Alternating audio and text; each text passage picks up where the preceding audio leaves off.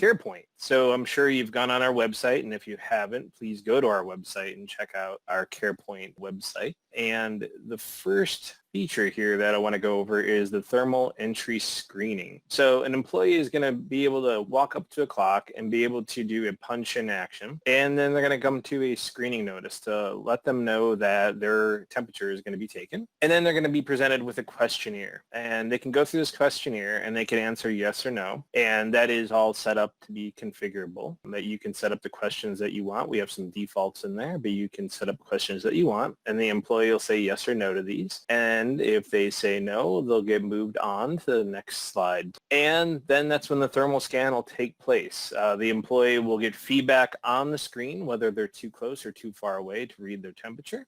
And they'll get feedback when that temperature is successfully taken. There are 3 outcomes that can happen when the temperature is taken. A successful punch that you see here, and they can have punch denied or a punch in with warning that they went over a certain temperature threshold, and they're allowed to punch in, but there has been a warning, and a notification, whether on fail or going over that threshold, can be sent, and HR can be notified of that. And then voice command.